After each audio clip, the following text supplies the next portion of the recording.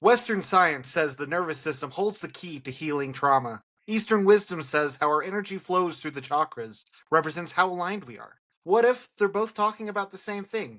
Let's connect the dots between the energetic and the physical and unlock a deeper understanding together. My name's Michael Perry, and I'm joined today by Justin, my mentor and teacher, and Heather, his wife. Hello. You just can't see her. She's over here somewhere. This is the New Ashla Podcast.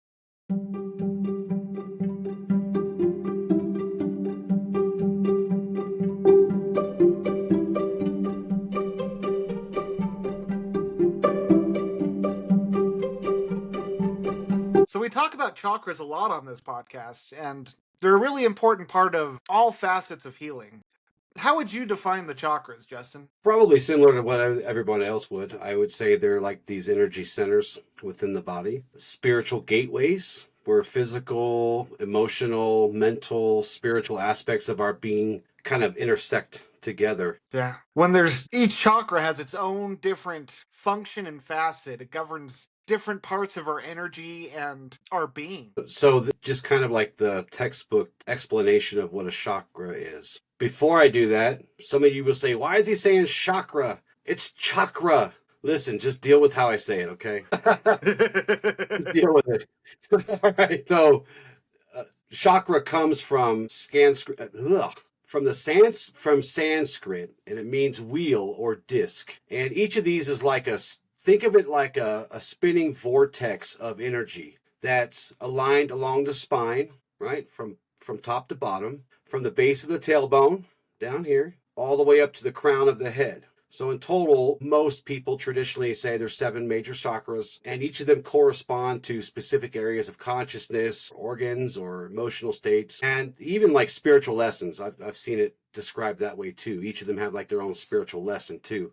But for us in our teachings, they're not just these esoteric ideas. We look at them as tools for alignment. We're always trying to align ourselves, right? We're always trying to become centered. We're always trying to find harmony, balance. So because these help us let us know when we're blocked or how good or bad our energy's flowing through us. So that's kind of how we look at that, because really our teachings are about integration, like we said. We don't like to be fragmented. We don't like to be 1,000 different pieces or looking at things from, like we said in the last show, but harmonizing all the layers. So kind of think of it this way. Your body is a temple. Your emotions are like sacred messengers, right? Your mind is a mirror. And your spirit is the source of that light that animates all of it. I like that analogy. And these chakras, so would you say... No, go ahead.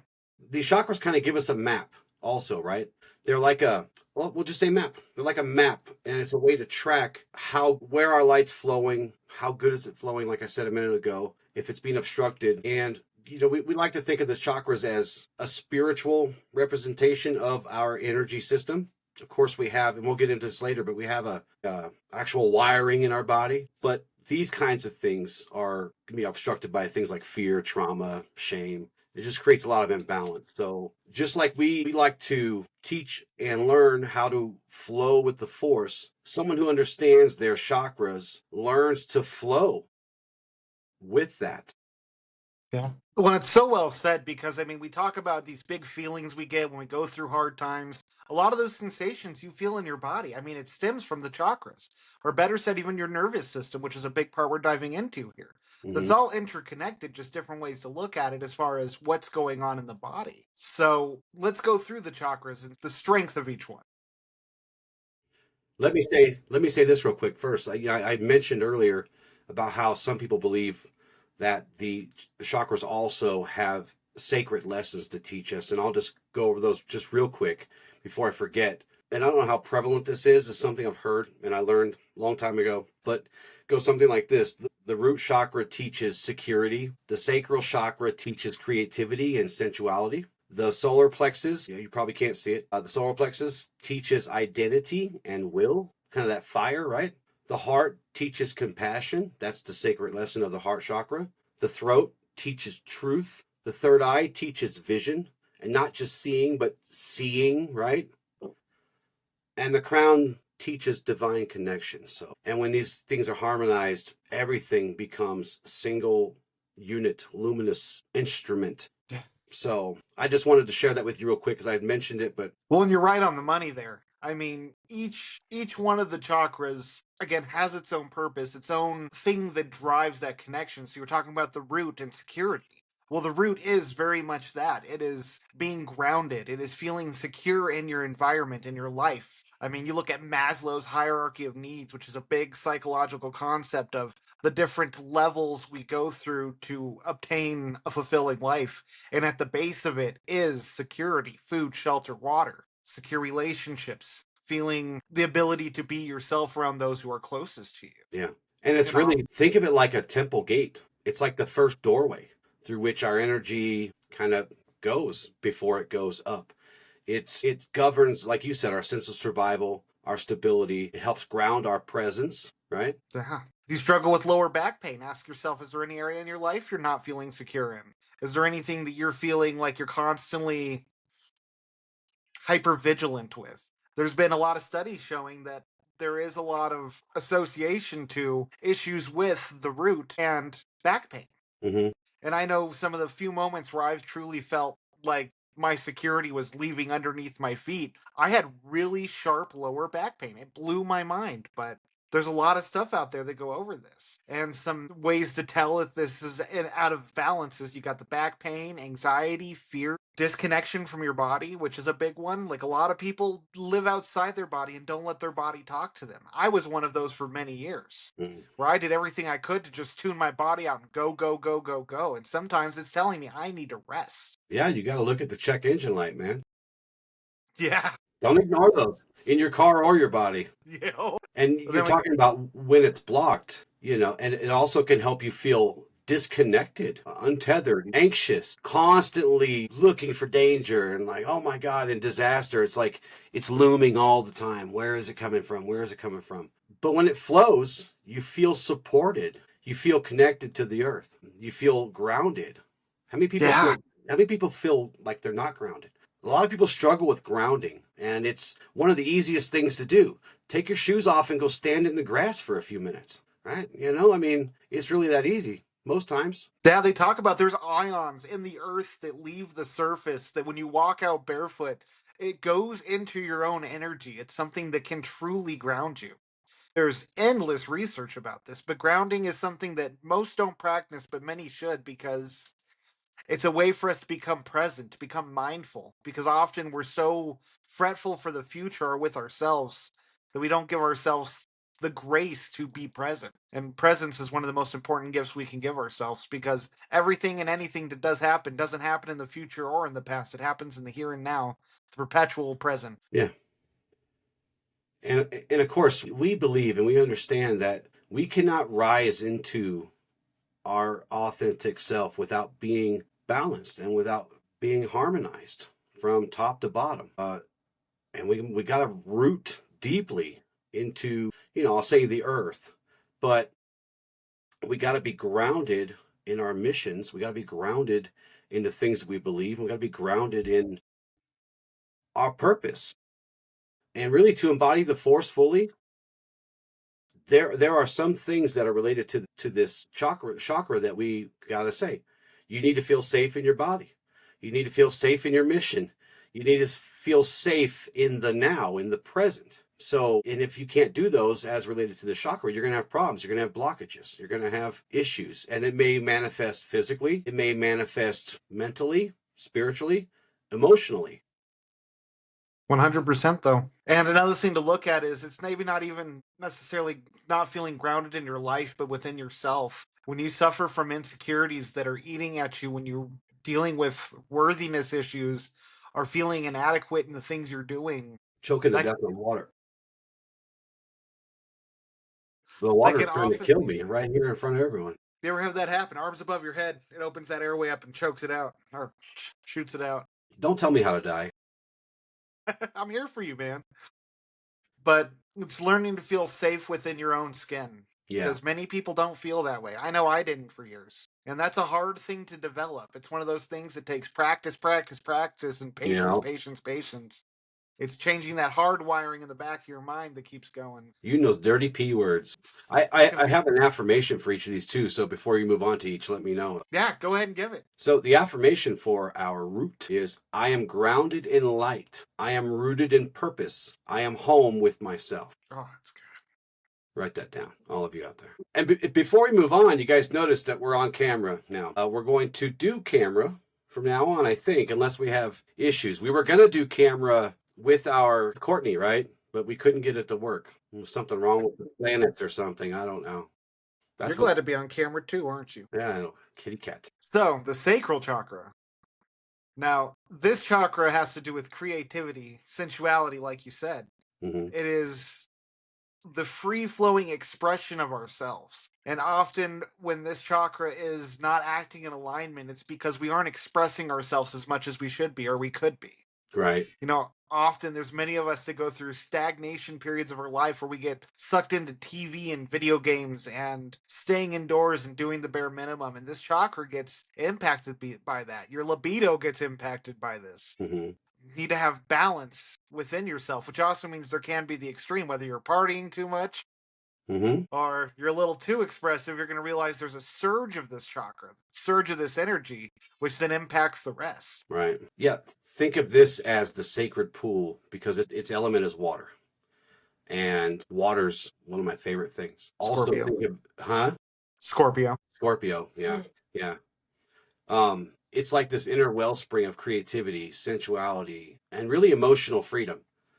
So we think of this as think of it like the well of becoming, right? It's where emotion becomes motion, where desire becomes creation. It's kind of that force that allows you to dance with life, not just survive it. So we're, outside of the survival part, we're starting to move up into where, wow, I can start letting loose a little bit. I can start expressing. When it's imbalanced, you feel the opposite, emotionally unstable, repressed, numb, creativity stalls, pleasure can become guilt.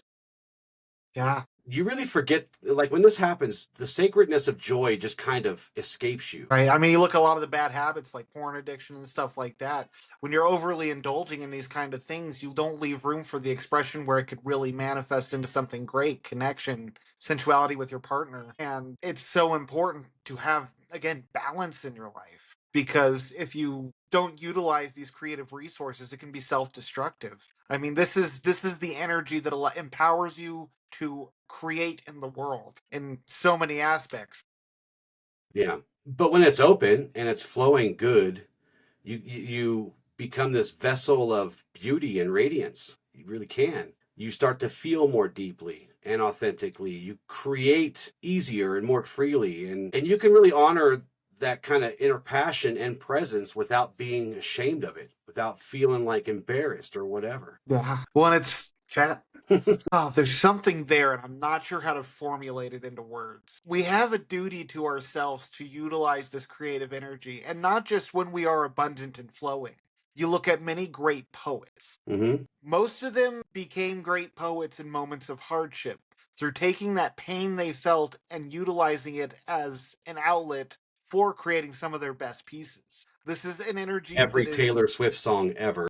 yeah, but it's an important chakra to learn how to utilize because again, it's not just for those moments of bliss and sensuality, it's to help let your story be told, to help let your own adventure unfold and to find your strengths in the world. It's also the one that can be abused the easiest and the most. And it's really the one that most people, when they get really stuck, they get stuck there. We talk about trauma a lot, and many forms of trauma attack that center. Yeah. And, I won't use that word because we'll probably get kicked off the internet, but you know what I'm saying? Like, Yeah. Well, it's a lot of these chakras, as you see when we go through them, you realize they're centers in which we store our trauma. Again, we mhm, correlate it back to the nervous system, and we have all this suppression going on in our nervous system in different areas that we have issues in our body that tie right back to this. And again, it's repressed trauma, it's unfelt emotion, it's unhealed wounds. mhm. And that's a lifelong work, especially in this type of area. So, you got an affirmation for this one? I honor my emotions. I allow creative energy to flow. My joy is sacred. That's good. Doing those affirmations, man. You need to just write a full book of affirmations. Go. I guess you've already done that with your axiom book, huh? Kinda. Yeah. So, the solar plexus chakra. Now, this one's an important chakra that I think many people struggle with finding the balance because it's where our confidence lies. It's where our personal power lies and our self worth. Yeah. And some people can be on the extreme side of that, where they're rigid in their boundaries and in the Hmm. way they approach life, and others who are passive and don't have that self worth to advocate for themselves, to set those boundaries, to do what they need to. And it's an important one to listen to because the way you learn just how finding the middle ground in that communication is you listen to when that system is talking to you. Think of a time where you didn't express yourself or you said too much. Feel that sensation in your body. Learn to listen to that sensation so that you can act on it differently when it comes up again. Hmm.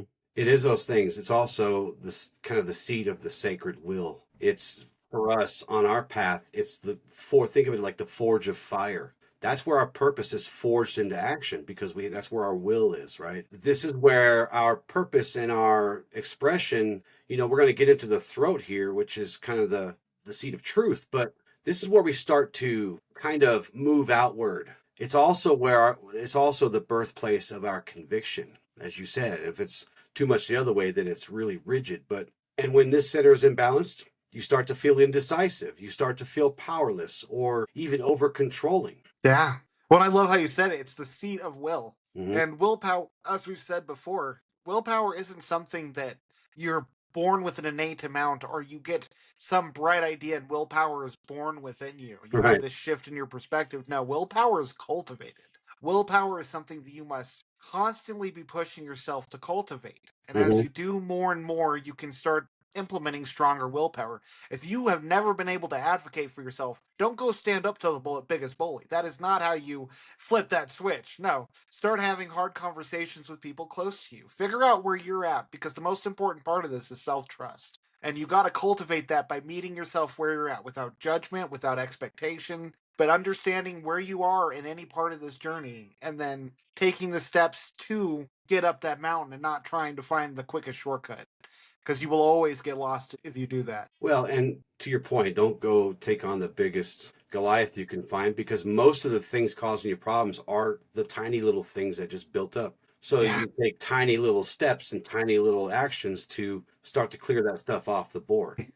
Some things to look at if it's out of harmony. Low self esteem, aggression issues, control issues, which we talk a lot about. We do because it's Man, really important. 'cause you'll feel it when you try to control a situation, an outcome, a person. You are going to feel that in your solar plexus. You're going to feel that helplessness because you're trying to handle things outside of your control. And another thing, because I used to deal with a lot of self esteem issues, I had horrible indigestion most of my life, and it has improved dramatically as I've started doing this work. Again, it's crazy how the body correlates to these systems, how they talk to one another. Yeah, all of these things are here. We just can't see some of them. Doesn't mean they're not there though.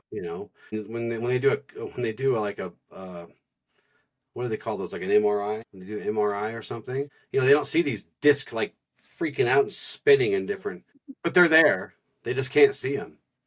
But when this chakra is in good alignment and open, we walk with boldness, right? Not arrogance, but boldness. Yeah. We act instead of reacting. We lead, not dominate. Yeah. And that's truly the key right there when it comes to truly being a leader. We did an episode about that recently, and Hmm. it's the truth. A leadership feels strong in his decisions and in his actions, but is not afraid of talking about them or finding out they're wrong. It's being able to be sure in oneself without trying to compensate. So, what's your affirmation for this one? I choose with clarity. I act with power. I burn with purpose. Now, the heart chakra, which is the one I've worked the most with, because this is where I have most of my trauma stored. Mm, I've had high blood pressure since I was 18, which it has gone from hypertension stage 2 to I'm now at the bottom end of hypertension stage 1. that's good. Yeah, rapid heart rate, but it's all the self inflicted wounds of relationships. It's constantly carrying more than I should and learning to put myself first. Learning to love myself and not seek it elsewhere, I think has been the biggest thing that's helped shift that energy. But the heart is a beautiful chakra because that's for love, compassion, emotional balance, connection. It's where it thrives. Yeah. So often we talk about having an open heart and the joy we feel within our heart. And that's virtually what I think many of us chase, is that feeling of abundance we feel in our hearts. Hmm. But out of balance, it can lead to chaos. It can lead to loneliness, bitterness, codependency, and even being closed off to love altogether. Yeah. It breaks my heart how often I see that. Many people go through dealing with one messed up person and they end up closing off to the rest of the world because all of a sudden everyone gets that label. Or they want to take on the world themselves because they don't want to trust anyone. They don't want to rely on anyone. Yeah, it's the sanctum of light. It's where the seat of the soul, the seat of sacred compassion. It's really a bridge between our lower chakras and our higher ones that we'll get into. It kind of bridges all those together. It's kind of like the halfway point, right? But it's not where our purpose comes from, but it is the thing that empowers that purpose, that keeps us moving forward. It's like this divine empathy in action. That's what our heart chakra is doing. It's that kind of love that we talk about a lot on this show, that unconditional love. It holds space for truth and forgiveness. Really the kind of love that like Jesus would have taught. A love that heals and restores and transcends. It's unconditional. Unconditional. Well, I love how you said it's a bridge because it very much is. I mean, look at the lower chakras and they really have to do with the self. Hmm. Yet as we go into the higher chakras, it's about seeing the greater picture. It's Right. about, like you said, divine connection. And it is the bridge of the self to the whole. I've never looked at it like that, but that's a great analogy for it. Yeah, it's a bridge. It's a bridge. And when you abuse it, as you said, it really affects a lot of things in your life. When it's closed or blocked, I think you said it, we feel isolated, but we get bitter, we get cold. When it's open, we embody things like mercy. We forgive with strength. We love without losing ourselves because we're not attached to that. There's love without condition, Yeah. love without unspoken expectation. But it's like if you're feeling isolated, if people have cut you out of their life, it's like listen for the message of what's going on. Often we want to fix everything on our own, and this is one of the greatest traps I see people falling in. Is we beat up on ourselves so much in all the areas we know we need to improve that when anyone tries to give us gentle feedback, it becomes almost an attack to people. Yeah. I was guilty of this for years where I couldn't handle criticism very well because I was already telling myself that 100 times over in 100 worse ways. Hmm. But in reality, there's that one perspective in that message that could resonate and give you the answer you're looking for. You're so desperately searching your mind for. We often use the mind to figure out these deeper emotional, interpersonal, and spiritual questions. And the mind is just not made for that. The mind is analytical, and the It has its separation place. from mind is so important. It has its place. You got to get the right tool for the right job. Yeah, It doesn't mean we leave the mind out of it completely, but we let the heart step in front. yeah. And one thing with the heart that I know you've brought up before, Justin, is you got the heart mind, Hmm. which I mean is the nervous system. You look at the cluster of nerves in your heart, it's the greatest cluster of nerves you have in your body, and it thinks like a mind. It does. It has brain cells. It has like neurological cells that communicate. Don't forget it's the first organ that develops in a baby human. Yeah. The brain is the last. So what's smarter, the heart or the brain? That could be a great philosophical discussion to Well, have right there on its the own. heart builds the body, and the brain is the last thing, right? So Yeah. I would say the heart's probably smarter than the brain in its own way. Of course, the brain has a much different function, which is why it doesn't fully develop all the way until you're about 23 or 25 years old or something, technically. I mean, that could vary, of course, but the heart contains But the roughly, yeah. intelligence. Well, think of it like this. The heart contains the intelligence to grow a whole body, to wire everything, to all of that intelligence that's just, by the way, it's been passed down for forever, right? Yeah. It's where the downloads kind of come from, and it's just, all your genetic stuff, it grows a body. That's all I'm saying. It's probably smarter in its own way. It's the center puzzle piece. So what's your affirmation you got for the heart? Affirmation for the heart. I open my heart. I breathe in love. I radiate light without condition. Beautiful. So the throat chakra, self-expression. That's what we're using right now. The throat chakra. Yeah. Yeah. What ties to this energy? You got truth, authenticity, self-expression. I mean, it's where you can speak your mind. And yeah, sometimes our minds might be a little crazy, but it is how words are magic. You hear that term often, and I firmly believe that. If you were to deliver a message in the right way and someone believed it, though your words cast a spell on them to change their perception. And that's not a bad thing, but it is something that is abused often. But I think when we look at the different sides of the scale, again, too much energy, not enough energy. I know for those on the other end, it's learning to speak our truth. It's learning to speak our mind, to give our opinions without fear of retaliation. And it doesn't mean you won't always go that way, but we must be strong enough in our sense of self and our personal perspectives to put that out there, to be challenged. And with enough cultivation, then you can have discussions. And someone may have another perspective that has little puzzle pieces to your thoughts that you didn't realize you have. And you can create wisdom from that. Yeah, it's just not the kind of seat of expression. It's the place of authentic expression where your inner truth becomes resonance. You're sharing it. It's outer resonance. It's coming out of you. In our tradition, it's kind of the voice of the force. Think of it that way. The voice of the force. It's not just what we say, but how we live in alignment with this truth. It's where courage meets communication, to your point, where courage meets communication. Most oftentimes, courage is found in standing up. Yeah, we talk about the practicing and meeting yourself where you're at. It just takes speaking up one time and then learning to do it more. Yeah, yeah. Once you do it once and then twice and then three times, it's very empowering. It's one of the most empowering practices you could do, in my opinion. I know that Yeah, was it something is. that I struggled with years, and it wasn't until starting this journey in the beginning of my hardships where I started being like, I can't keep being walked on. I got to express my mind. I got to give my input, especially in my workplaces. We were going Hmm. through chaos rebuilding the company, and it's like, look, I got experience here that no one has. Right. Listen to what I have to tell you because I promise it will pay off. Yeah. And that's how we know it's blocked is when we fear talking, we fear speaking, we fear standing up for ourselves, or we talk too much, or we just repeat this might be a little controversial, but I'm going to say it anyway. We see a lot of people just mirroring talking points, just talking point, talking point, talking point, talking point. That could be politically, religiously, you're wherever you think this should be. But we see a lot of just parroting and it's just constant and people take that for truth, but it's not truth. So when you're all plugged up and you're all blocked up there, that could be a symptom too. But when it's opened, when it's flowing good, when it's balanced, your voice becomes like this sword of clarity, but it also becomes like this balm of healing, right? Yeah. Because words are powerful.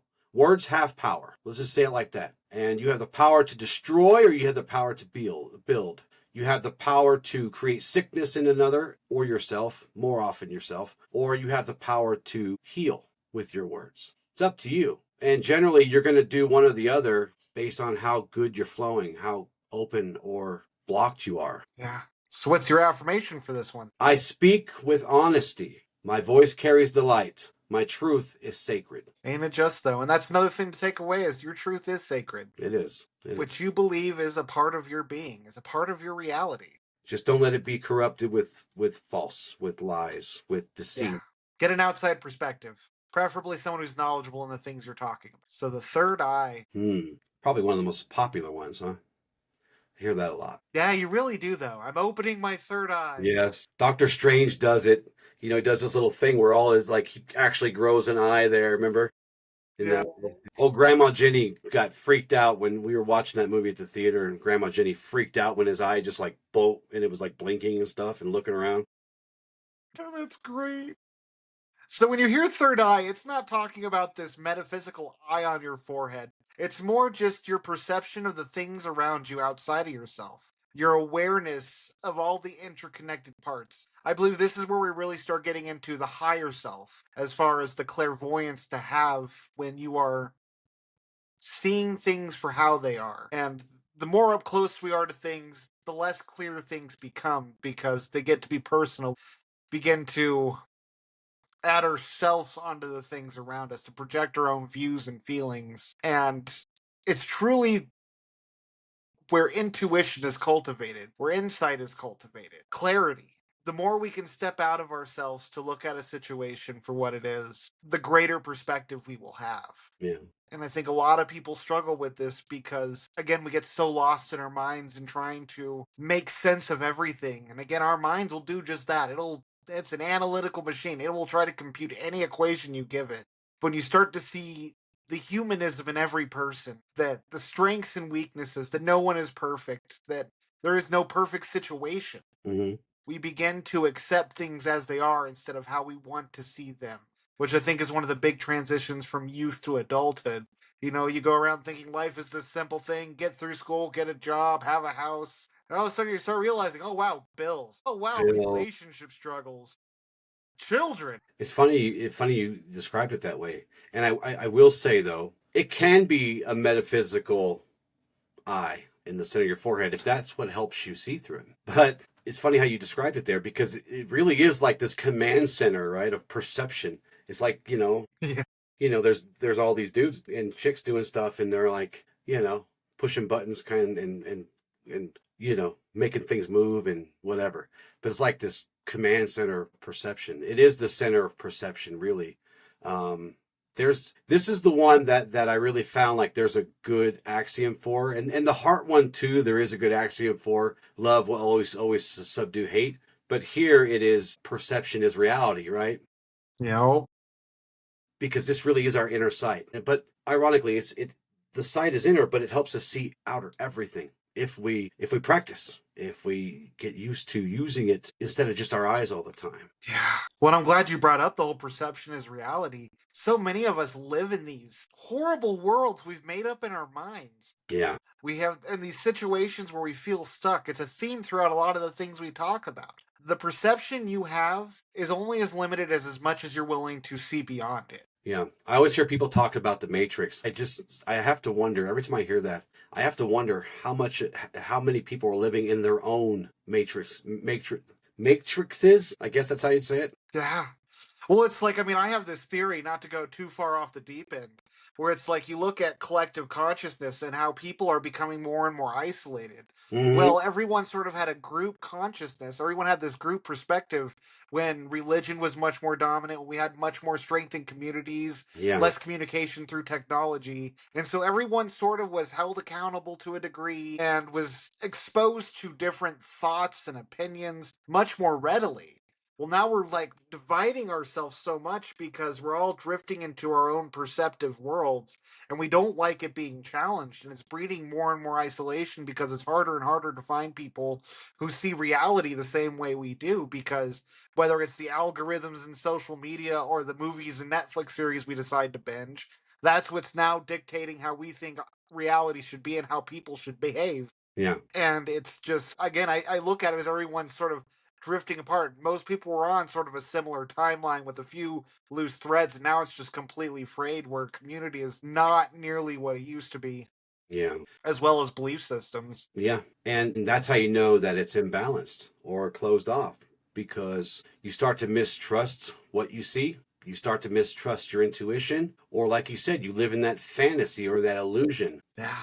But when it's open, when it's clear, you truly start to see things as they actually are. You can meet reality where it is. We talk about that a lot. Yeah. But you also have this where you can kind of see things in cooperation with your actual physical senses. This creates another sense that really gives you like this divine clarity. You can actually see the unseen. You understand things without any really necessary explanation. And that's kind of the thing too. So we think of it as an eye, and this is important to remember. It's not always doesn't always have to be an eye, right? You don't have to use it to see, but you definitely can receive information through there too to start to know things. That really empowered intuition, I guess, is what we'd call it. Well, and it's so true, though. I mean, that is how you cultivate intuition, truly. I mean, when we have such a rigid set of beliefs of how people are, how the world works, we become very closed off to the other potential possibilities there are. But the more we just accept everyone for who they are, one of the big things I've gotten into practice on, this is going to sound a little crazy, is treat each person you meet like they are Jesus. And it doesn't mean go worship them. It doesn't mean treat them like they're some benevolent being. That'll just probably freak them out. But it's just every person has inherent good in them. Yes. We're light that is just conditioned by our beliefs, experiences, and expectations. And that does corrupt some people, but even the most corrupt have that light. It's just how much have they tucked it away. So it's just the more I practice meeting each stranger I meet as myself. or as Jesus. You know, it's people want connection. They're just waiting for that handshake to be reached out to them. It's one of the reasons I'm so good with people. What's the axiom for that? What's the cure? I know it's not the accent, but treat others as you want to treat yourself. Yeah, that's kind of the golden rule. No one is beyond redemption. Yeah, That's mostly true. Some people must get their redemption maybe in another life. I don't know. I don't presume to know that. And it's really not up to us to redeem them anyway. But it's important to remember that we should give them, at least give them the space to try and be redeemed. But exactly. yeah. Because again, just because everyone is worthy of redemption, but it's all about if they choose to walk that path. Yeah. And it I mean, you really, look at a lot of the most tyrannical people who seek to control and have steal the wealth or whatever you want to call it that they're doing. A mhm, lot of them are just scared and helpless, and they know no other way, nor do they want to pursue any other way because that would mean releasing control. Just as right. one subset of Of course, and that's an extreme example. But yes, that's the hang up people have with Christianity a lot of times is that, oh, you can be Hitler and still get redeemed? Well, technically, yeah. I mean, if you follow the rules, you go through the, accepting Christ into your heart and, I mean, is it yeah, technically possible through there's always these fun debates that I always see about stuff like that, but it's always usually a hang up too because a lot of people operate from the red and orange chakra. We forgot to give the colors as we were going along too. yeah, we did. But the red is those lower ones. Most people operate from there for a long time, and so it's about revenge, revenge, revenge, right? So, but we believe and we teach that everyone should have a chance at redemption, but we don't. But at the same time, we don't judge how that happens. We let them because there's a whole they have to atone and that's where most people stop we're on the road to redemption, right? They get to the atonement and now they have to make amends and atone, and that's usually where it gets, if they're not ready for redemption, that's where they stop. You know, But redemption isn't something that we give others. If you trespassed upon me in a heinous way, not super heinous, but just enough for me to not be very happy with you, I don't want to see you, I don't want to talk to you, type of thing. That road to redemption starts with you trying to atone to me by apologizing or replacing things that you may have stolen or broken or whatever, um, and then maybe seeking my forgiveness. That's kind of the road to that redemption, right? And then, yeah, and here's where the redemption kind of gets tripped up too, is that, after you've atoned, you've been forgiven, I've given you the space without judging you so that you can redeem, but you have to change your behaviors. You got to stop doing whatever it was that you did. And you got to commit to doing that. And you may falter here and there, and don't we all? you know. But yeah, so yeah, we forgot to talk about the colors. We got to the crown.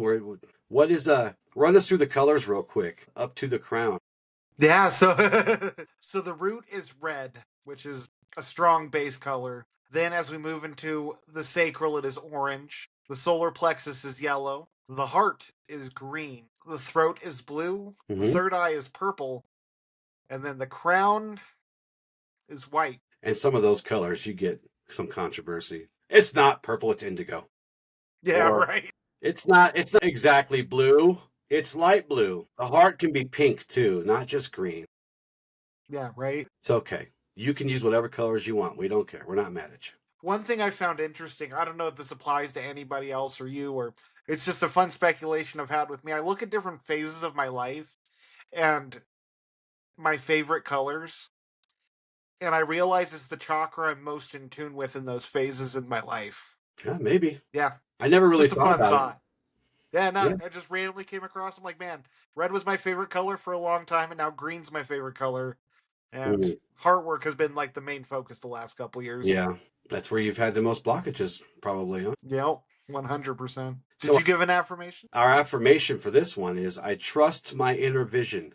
I see with clarity. I align with sacred wisdom. Yes. So the crown chakra, The halo. spiritual connection, enlightenment, higher states of consciousness. And I think the biggest one for me is connection. It Yeah. is the energy that connects us not just to all people, but to all things. Mm. Hear a lot of people talk about lunar cycles and feeling the energy. I think that's where it ties in for those people. You talk about feeling the weather comes in through there.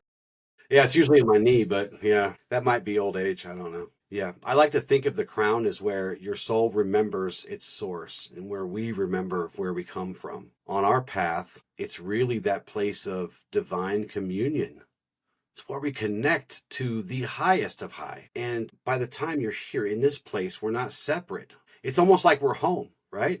For the soul. Yeah. When you ever get that fuzzy feeling in your head when you go to a church or you're just around a bunch of people you love and it's just peace Oh yeah, and yeah, love? yeah, yeah. You just your vibrations are off the chart. Your body's almost humming. Like yeah, it's awesome. It's really awesome. And when it's opened, when it's clear and flowing, you move. Some would say you move beyond ego, but I would say, and I think we would say, we did a show about it. We think we agreed that it's where soul and ego meet in that harmonious state. Yeah. And you don't disconnect from things. You just see the world as sacred. This is where we start to move into that more authentic love too, because we start to see the interconnectedness of everything.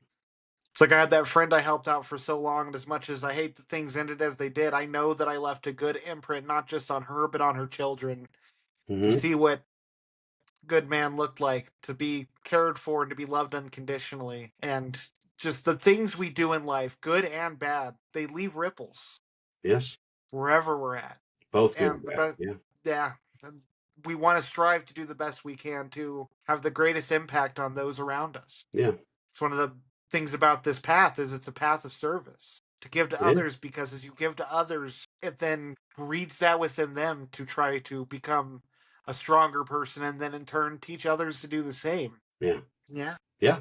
Yeah. You start to realize in this state that to serve others is to serve the source or the creator or God, if you prefer, whichever you prefer. You're serving your fellows, but you're actually serving the high of high, the highest of high, because we're all interconnected with that in that way. You understand that for us, the light has always lived within us. Yeah, I mean, Always. they talk about when you're going through hard times, go and do volunteer work, do charity work. And yeah, there's that part of you could see situations that are worse than yours, but there's a sense of fulfillment that comes from giving back at no cost to just give, whether it's your time, your money, or your space.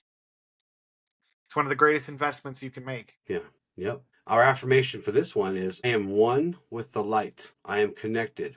I am whole. Yes. Let's take Yeah, a we should. break. Don't forget to search for this. Let's take a quick break, like 5 minute break, so I can go to the bathroom and stuff, and then we'll pick up with the nervous system because I think you really kind of have to go through the nervous system, even if briefly, because we're gonna start talking about how we merge the two, how we do that stuff. Yeah.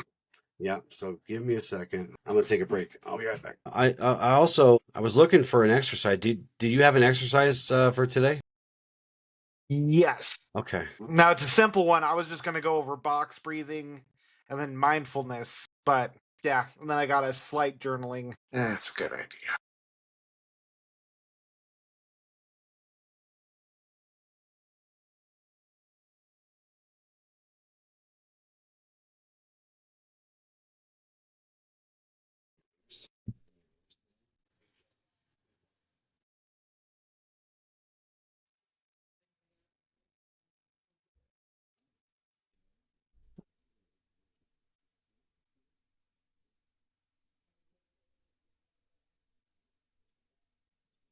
Take it easy. We'll see if it. I'm not saying, well, hold on, because Yeah. Bella time. She's too busy eating her hams. really enjoyed that one. Too busy eating her hams. Revan, are you coming back in here? You're staying out there. Are you gonna help me with the show, or are you gonna stay out there? Just if you let, just do it. Do it. I usually just like don't say anything. No, I know. I just go like this, I gotcha. and then I make awkward eye contact with you when I open the door. Ready? You want to go see Papa? You want to go All right, see come Dad? on. We gotta finish the show, Revan. Let's do it. Let's do it. Okay. Well, Kitty's finally sitting in her bed. Yeah, hopefully she stays put. She was determined for a minute there. I'm like, oh my God, Cat. She's like, don't talk about me like that. I see that look on her face. And she's like, "What, bro? I love you. I love you. You're my whole world." And none of this goes into recording because it's just a personal theory. But after studying the law of one, I've come to this theory that animals, especially the ones that are pets, they're here to learn how to be people. And by that, I mean they learn how to love. Traditionally, most of us, if we're not crazy assholes, we love them unconditionally too. We teach them to cross their soul, to graduate kind of into a person. I could see that. And this poor cat has been through so much bull crap. Mm-hmm. Oh my god, we had people yelling outside the apartment yesterday or a few days ago, and like Yeah. Penny, she used to rage all the time, and like this cat got so triggered, she's all high alert, Mm, like trying to look around, like what's going on. It's like you're safe. yeah. None of that here. Yeah. But also to that point, animals are completely attached. They love us unconditionally, but they are attached. They find their Clearly. one, See? their one person. Are you attached? Yes, she is here to heal you as you are here to heal her. You know, Well, I'll tell you what, she was my saving grace through all that hell. they do I'll heal us. never forget the day Penny died. My sister took off of work and was like, "We're going up to Denver. We're going to find your cat." And we went and found her at a home. And Oh, wow. thank God I put an air tag on her. Did she come to you? When I got to the place, yeah, when she heard my voice, she slowly went down the stairs. She was all manged up because I think Penny bounced around different houses with her, and Mm, she was always rough with her. mm. That Spaniard style. Is that what they call it? Spaniard? That's what I call it. That fire was something man, I love Spanish girl. I love Latina girls, but my God, that fire. They do have fire. Yeah. Looks like They burn up fast though if they're not careful. Yeah. That's why I prefer to be water. Water's stronger, more lasting. Yeah, I've always been conflicted of what element would I be most represented, water or air. I've always been torn between the two. Yeah. I still say water's better. Bruce Lee didn't say be air, my friend. Yeah, I'll give you that. He said be water, my friend. Did you ever get a chance to listen to his daughter's book? No, I need You to need get to. that. What is You the need name to. of that? Be water, Because my I get my friend. next credit in like a day. I think it's called Be Water, my friend, and it's by his daughter. I mean, it's a much longer title than that, but if you, I'm sure that'll lead to it. oh yeah, yeah. Well, shit, I can look at it right now. It's emotional. It's good. It's really good, and it's not super long. It's like 6 hours. Okay. Mommy see must here. have food. That's why she went running. How are you? We're in an intermission. How are you? Yeah, it's called Be Water, my friend, and it's by Shannon Lee. It's good. It's really good. I'll check that out. One of my favorite books. It's up there for me. It's up there with the Four Agreements. Damn. I've never sent an email to an author before. I sent one to her after I read that book. Wow. Yeah, it's powerful. It's really good. All right, I'm ready to pick back up whenever you are. All right, hold on 1 second just to make sure I know where I'm going with this. Because I don't want to get into the body systems because I don't know them well enough and I only have 3 of them here. I tried to find some more information, but I have to do a lot more. Yeah. Yeah, just try to, you can just kind of high level kind of bridge the two. Yeah, that'll be fine. All right. Do have that light, huh? We'll have to test it later. Oh, hold on 1 second.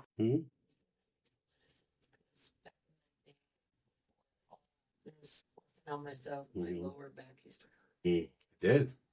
Yeah, it did. And when you were plugged up here, it was hard for you to, I was gonna say that too, Yeah. but that's Mhm. a little extra for people's. well, Yeah, but it's true. yeah. It's true. It's going good. When I About 70% through. been that in the curtain. Just did another high intensity workout at the gym and it kicked her ass real good. Big old migraine and yeah, so got her a cool washcloth and was like, I'll cook dinner once I'm done here. You just relax. I got you. Teamwork, right? Teamwork. It's a dream work. Amen to that. So, in this episode, we've talked a lot about how the chakras relate to the nervous system. And in Western medicine, we talk about the nervous system as a messaging system in our bodies. Often can alert us to if we have illnesses going on, if there's issues going on with our body. But I want to share with you guys an image of just how well this correlates with the chakras. So if you look at this, these different nerve bundles within the body are almost perfectly lined up with the chakras, with the crown, third eye, the throat chakra, the heart where there's so many bundles, solar plexus, the sacral, and then the root. And this is no coincidence that this is here alongside the chakras. Now, the chakras have been along for thousands of years as far as the understanding of them. This has not. nor has there been many correlations to the two until recent years, with science innovating like it has, diving more into Eastern medicine. Mm-hmm. And the nerves in our bodies and the energies that flow through us are deeply correlated with the actions we take, with the way we're going through life. We talk about emotions and feelings, emotions being messengers. Well, these are the nerves that these emotions speak to. Yeah. And it's so important to learn to listen to each of these separate areas. When you're going through something, listen to your body. Ask yourself, where am I feeling the tension in my body? Right. Because the more we can tap into understanding what energy is being impacted, the more we can start taking actions that bring us more in alignment with our higher selves and our authentic selves. Another thing that's really fascinating is you look at these different chakras, and there's different, I want to say, hormones that are released from each of these centers, depending on what's going on in our life. With the root, you have adrenaline, and it often is a way to prime us for survival, depending on what we're going through. Mm-hmm. The sacral chakra, dopamine and serotonin, which is a lot of the bonding, a lot of the sensations we feel, the joy, the feel good chemicals in our bodies. Mm-hmm. When it comes to the solar plexus, you have acetylcholine. With the heart, you have oxytocin and epinephrine, which oxytocin is the bonding chemical. Mm-hmm. Oxytocin is released when you become intimate. Even a 6 second kiss releases oxytocin in the body. It's something me and my girl practice every day when we leave for work and when we come home. A 6 second kiss Mm. to get those chemicals going. With the throat, you have glutamate. Third eye, you have serotonin and melatonin. And then the crown chakra, you have GABA, which is another feel good chemical body stabilizer. Mm-hmm. So it's just, there's so much interconnected from these energies to our bodies that speak to one another. And it speaks to how important it is to get an understanding of these things and learn how to manage them. Right. Yeah. It's important to figure out where you feel out of balance. Again, my heart was always going. I always sort of neglected it, pushed it off, or took blood pressure meds. Like, I just have high blood pressure. And no, it's all these inner struggles I was going through, all these things that I wasn't doing for myself Mm-hmm. that was creating this turmoil within my energy center. Well, and what we're talking about here is you have to understand that energy and physiology are not a separate thing. They are deeply, deeply interconnected. Yeah. Think of it like this. The chakra system is sort of that spiritual blueprint, like a map of how energy moves up and down through our body. The nervous system is the actual physical wiring. It's like the network cables that carry that energy, Yeah. interprets experience, and maintains those balance or imbalances, how we know how we're reacting to things. So, the chakra is kind of like that spiritual blueprint, and the nervous system is a physical wiring. But remember, they're interconnected. They're not separate. No, it's so well put, though, because it is exactly that. Electricity has to pass through something. Us. Information. All things are energy. All things. So let's talk about maybe ways to help us regulate these things. Often when we're working through this stuff, again, it's not the flip of a switch. It's practicing and practicing to cultivate the skills to get more alignment within our lives. But some things we can do to sort of help with our nervous system. One thing I've started taking up are cold exposure, so ice baths. Hmm. You do something like that. It sends your system through chaos, but it brings you such a state of inner peace. Your mind's going crazy, going 1,000 miles per hour. Hop in a cold shower. You'll be amazed how much it can help you ground your mind. And that's where I first started, was cold showers, just getting in there, lowering the temperature bit by bit, and then putting it in there, especially when I was going through hardcore rumination. Mm-hmm. It's super effective. One of the biggest things Justin teaches, breath work. Yep. That's going to be our exercise today, but breath work is imperative to help bringing your nervous system back to baseline. We talk about that often. You feel that anxiety kick on, and it takes breathing to kick on the parasympathetic nervous system Yep. to help bring us back into regulation, to back into a space of clarity instead of chaos. Well, it's another bridge. Lots of bridges today. It's another bridge. Yeah. It regulates the nervous system, and it's our belief that it moves life force through our body back and forth. And those slow, deep, the calming breath that I teach you. Yeah. That calms the sympathetic nervous system. It helps release that onset of stress, but it also starts to activate those lower chakras, providing us grounding and presence. And once we kind of calm down, especially if you're going through an anxiety attack or something, just as an example, it brings you back to a place of presence and safety. Physically opens the spine, right? It helps Yeah. open up our bodies when we breathe, because we have to breathe into the chest and into the stomach. We fill both before we exhale with the calming breath. So it opens your spine, it opens the chakra channels, it soothes the vagus nerve, which is as you know, the main kind of physical messenger between your body and your brain. Yeah. Which is what the nervous system is connected to. It all runs straight to the vagus nerve. Mm-hmm. Well said. When it comes to really balancing your chakras, when it comes to bringing awareness to them, again, if you sit in silence, you allow yourself to feel the sensations in your body. Yeah. Meditation, visualize that area. What does it feel like? I know I talk about in a lot of my meditation practices when I'm feeling a heavy emotion or a sensation in my body, I'll just try to, instead of trying to analyze what is this emotion doing right now Yeah. and letting it take me down the spiral, I will sit with it and I will just give it a texture, a shape, a color. What does it look like?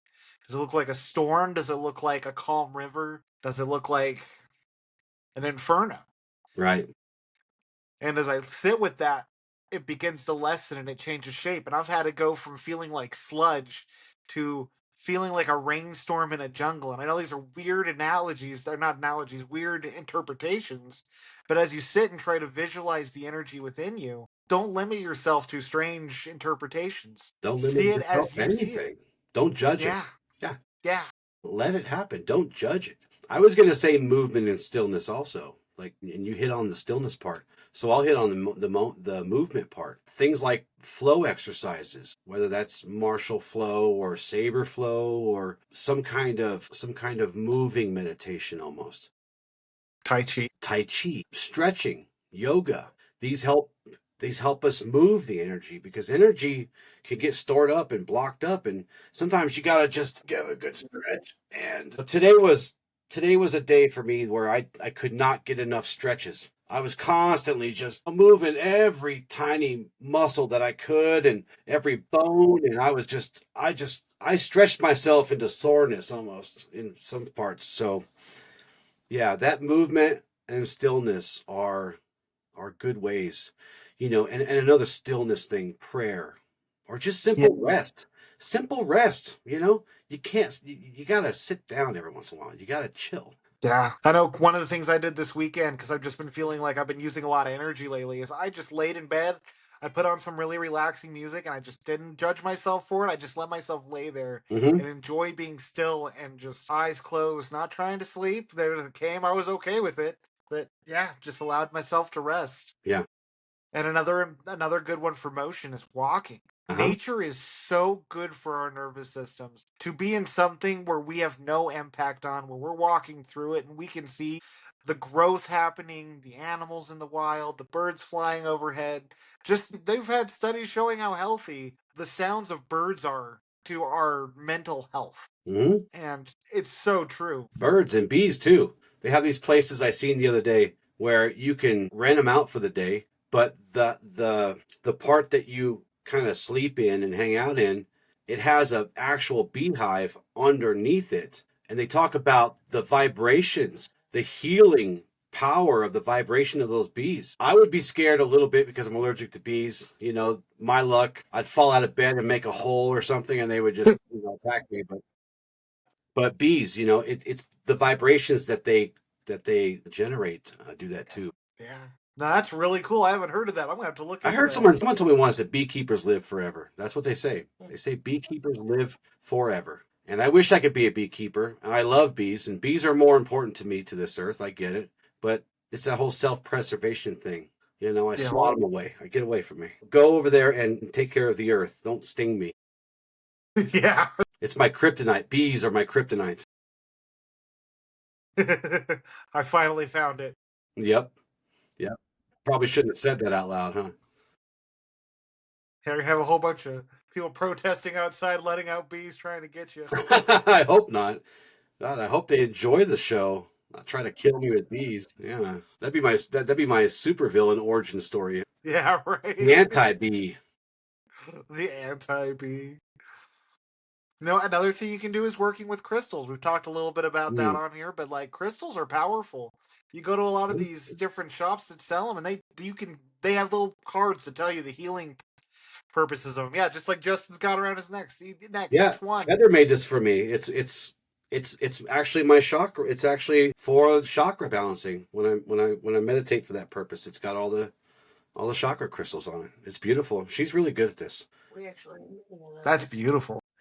Yeah. She makes all kinds of stuff, man. I have some on my wrist. Yeah. She's selling any of those? Yes. Yeah.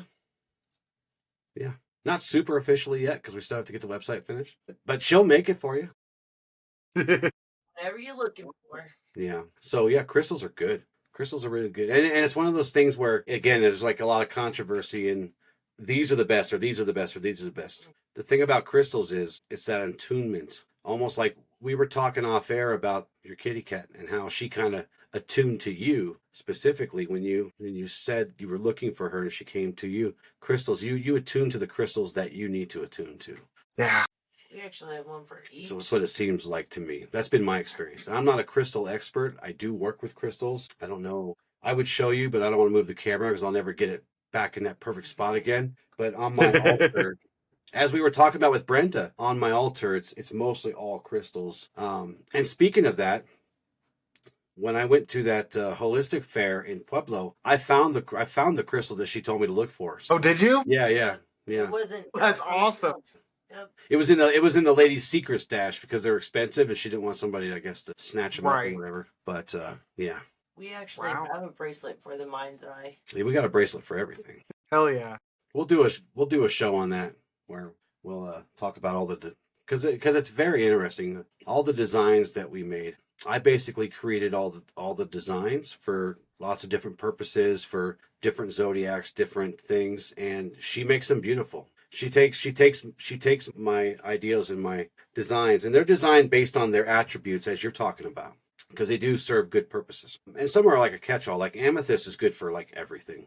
Clear quartz is good for everything. They're both good for healing and stuff. But there are some that do specific things. So I created all these things, and then I just said, okay, here, make them beautiful. And she does. They're very cool. We'll share more about that later. Awesome.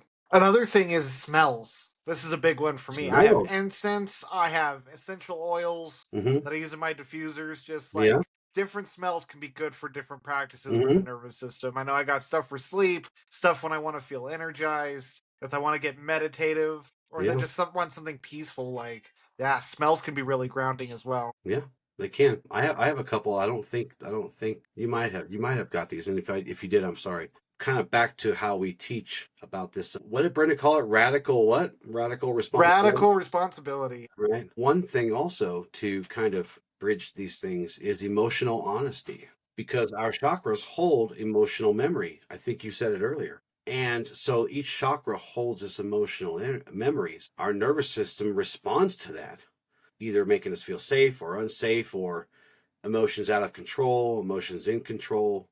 Yeah. And again, as we've said many times, and we'll always say it when we talk about emotions, mastery over our emotions doesn't mean controlling our feelings. It just means surrendering to what they're trying to tell us. Remember, we kind of see them as these messengers, and they use the nervous system to help make that clear, as you said earlier. Yeah.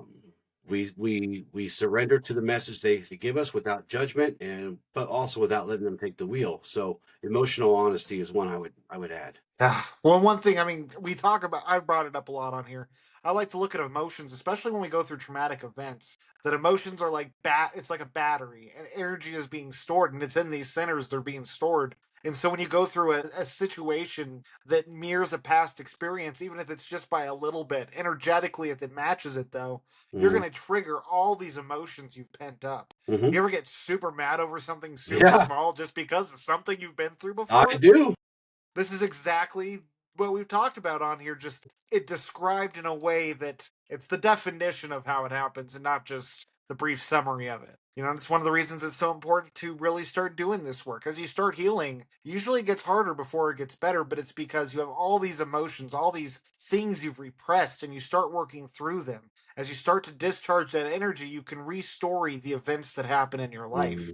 And as you begin to do that, you gain power over your life and your circumstances. And that discharge then leaves room for more situations to come up in your life that originally might have triggered you that you could approach in a much stronger place. Yeah.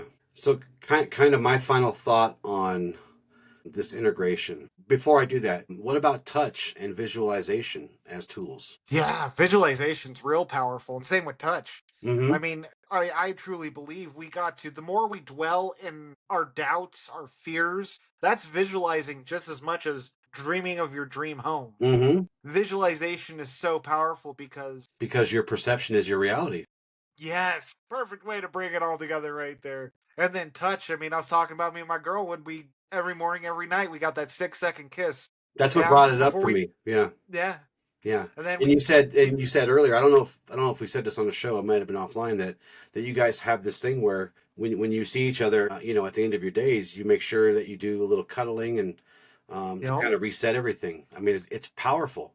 Yeah. What Hugs another are level is, powerful.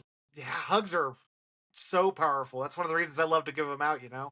I do too. I do One too. of I the know I other look things big and we scary, but practice. I do love hugs. I promise I won't crush you or suplex you or something. Knock on wood.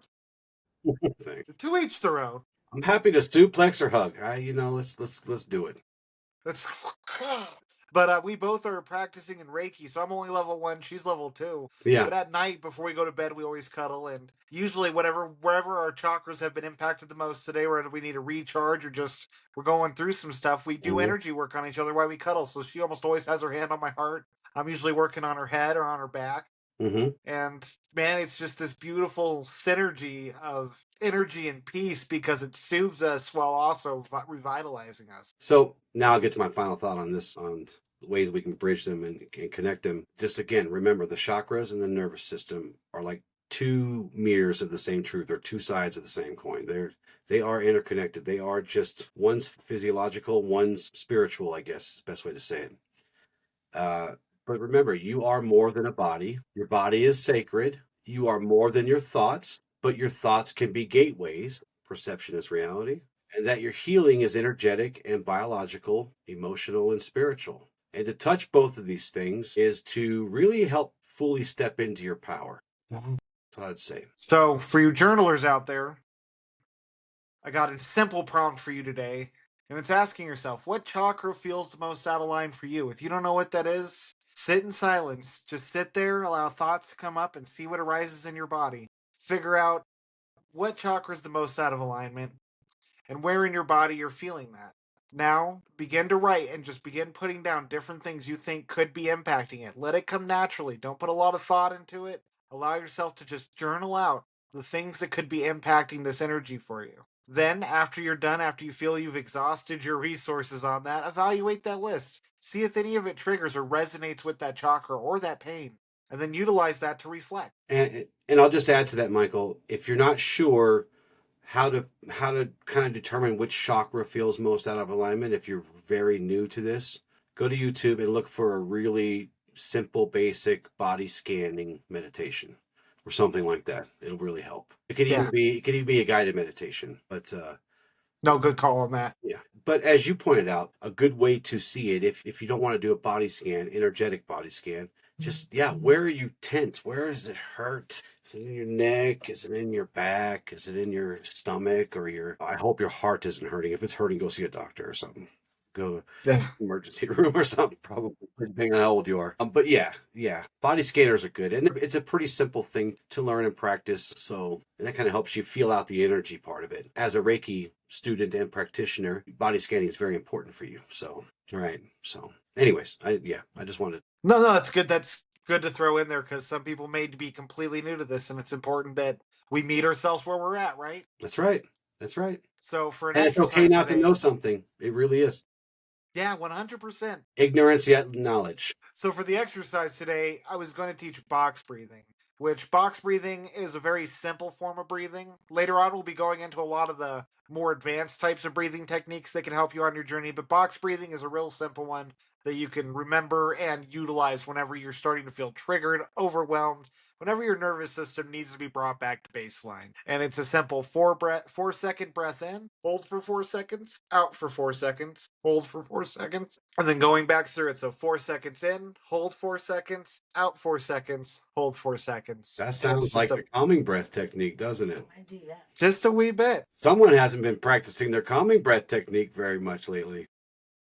It was the rolling breath that I found the most Yeah. powerful out of the breaths. Oh, the rolling Oh breath. my Yeah. God. At some point, we're going to go through all of those. We just got to figure out where they fit. But yeah, yeah, the rolling breath. Oh, yeah. We're talking about chakras and energy. That's the one that really brings it out in you. Yeah. Yeah. You feel things. And one other thing to give as an exercise, mindfulness. And this is something Justin has taught me a lot on. It's one of the areas I struggled the most. And I'll never forget the analogy he gave me as I was like, I'm trying to be mindful. What are some ways to be mindful? He's like, man, just think if you're grilling a steak, listen to the sizzling Mhm. of the steak. Yeah. Watch the juices coming out. Be in the moment with what is happening around you. Pick something and focus. I used to do with Another, dishes. Dishes was my thing that I had to learn mindfulness with. yeah, Because you could see every little bubble, and and when you really focus in, you can see the colors in the bubble, and there's just all this stuff. Dishes is very a chaotic thing, but if you really focus in on one thing at a time, what does a sponge feel like? How does it feel when you put your hand in there? Stuff like that. yeah. How would you define mindfulness if we were to give it a definition? It is the willful act of awareness to literally what's going on around you. Just Yeah. so, I'm going to take a drink of my water. And the first thing I'm going to do is I'm feeling my hand around the bottle. And I feel what the bottle can do and how taut it is or how much it gives. Can it make noise? Literally every step of this, the lid feels different. It's got ridges on it, right? Can you hear that? Right? And I'm taking the lid off. I'm being mindful and I'm bringing it, and it feels different in my mouth than it does going down my throat, on my lips. It's just the willful awareness of everything that's going on. The most minute details sometimes. Yeah. Because what we do when we practice that enough, and it seems silly, okay, yes, just drink the water, right? But if I practice drinking the water in that way, where I take in every single sensation, I take in every single action. What that does, you do that practice over time. When you're out in the wild and something pops off, you will automatically pay attention to the most important things and details that are going on. That's why people are horrible witnesses, right? Something bad happened and people are horrible witnesses, not because they're dumb or because they were paying attention, but they're not very mindful. So they don't pick up on the little things that might be happening that might actually, Tie it together. yes. Detectives are very mindful people. I don't know if I've never asked a detective if that's how they learned how to be. They just seem to be naturally mindful. Generally speaking, most of us are horrible witnesses because of all the other things going on. But if you practice mindfulness a lot, if you do it, at least if you practice it once a day with some action, like you said, cooking your food, for example, you'll become a much better witness to the world, not just for a crime or something, but to the world. And as you practice mindfulness more and more, as you take your walks out in nature, which are good for you, right? You'll start noticing things you never noticed about nature at all. You'll start seeing you'll see bugs that you never knew existed, and they're just kind of like little wispy things, and you're like, wow, I've never seen that before, right? Yeah. So, yeah, No, mindfulness is powerful. It It's is. great for grounding. it is. Yeah, it is. Well, and even on that other whole other level, away from the spiritual level, it really does help you calm down, helps you ground. It helps the nervous system chill out. Because if you're not being mindful, it's just, everything's going on. And when you start being mindful, you start focusing more and more and more and more and more on a singular focal point. You'll calm down. It helps you calm down most of the time. Well, we hope you enjoyed our first visual session and appreciate you joining us this far. With love and gratitude. I want you guys to know Michael said that I had a face fit for radio. He does, doesn't he? We love you guys very much. We really do. We appreciate your time a lot too. I'm glad you're joining us on this journey. Thank you all so much. With love and gratitude. Ad Lucium.